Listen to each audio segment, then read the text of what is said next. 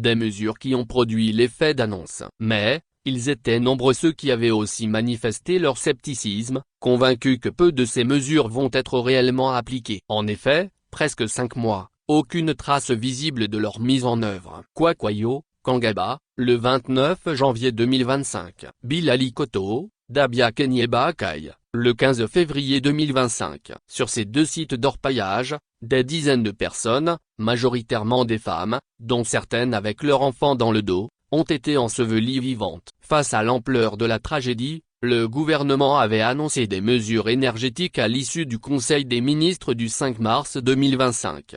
Renforcement de la surveillance des zones minières et des sites d'orpaillage, durcissement des lois et règlements concernant l'exploitation minière, saisie de matériel d'orpaillage illégal, notamment des dragues et des véhicules, fermeture de sites d'orpaillage illégal, interdiction de délivrer des permis d'exploitation minière artisanale aux ressortissants étrangers, dissolution de conseils municipaux jugés défaillants dans la gestion des sites miniers. Il s'agissait ainsi de prévenir les pertes humaines en évitant les accidents mortels dans les mines artisanales, de limiter les dégâts causés par l'orpaillage illégal, reprendre le contrôle de l'activité aurifère pour mieux la gérer, de lutter contre les réseaux criminels et d'empêcher l'exploitation illégale de leur part des réseaux criminels.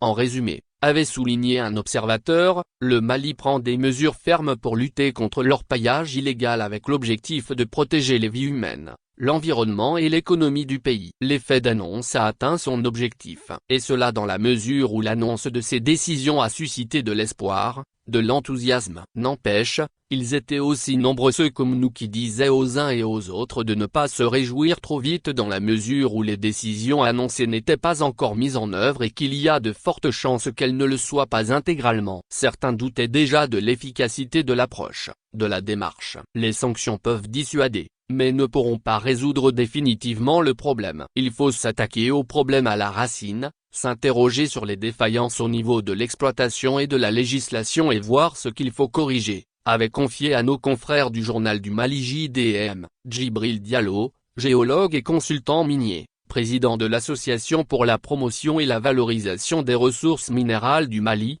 AVRM. À mon avis, il faudrait essayer de mettre en place une commission qui réfléchira à de bonnes solutions pour l'État, surtout concernant le cas des Chinois. Le gouvernement peut collaborer avec l'ambassade de Chine afin que ses ressortissants puissent travailler dans un cadre légal, en leur facilitant des zones d'exploitation tout en exigeant en retour le respect des mesures environnementales, sécuritaires et sanitaires, avait-il poursuivi. Au moins, les autorités ont rencontré l'ambassadeur de la Chine sur cette question. Les mesures annoncées seront-elles entièrement et réellement appliquées? Presque 5 mois. 5 mars 2025. La question est très pertinente. Plusieurs têtes seraient tombées dans les rangs des préfets, sous-préfets, responsables des forces de sécurité, des services locaux des eaux et forêts, des services d'assainissement, du contrôle des pollutions et des nuisances, ainsi que des services subrégionaux de la géologie et des mines. Mais, où sont les preuves? Décision? Pourquoi se taire dessus et ne pas montrer les décisions administratives y afférentes? Nos tentatives de nous informer sur leur mise en œuvre effective sont jusque-là heurtées au dilatoire. Visiblement, rien de concret n'aurait été posé comme acte d'exécution de l'instruction présidentielle. La redevabilité doit motiver la communication gouvernementale en la matière. De la manière avec laquelle un point de presse spécial a été organisé et animé par des ministres pour annoncer les mesures en question, l'opinion doit être aussi régulièrement tenue au courant de leur application. Les ministres concernés doivent au moins faire un point mensuel en mettant en relief les avancées et les difficultés rencontrées. Cela peut se faire sous forme de conférences de presse ou de communication écrite au Conseil des ministres. En tout cas, il est impératif de communiquer, d'informer constamment l'opinion sur l'application des engagements pris par les décideurs. À moins que tout cela n'ait été un pipeau, du bluff pour atténuer la douleur des localités et des familles endeuillées, pour calmer l'opinion. L'effet d'annonce.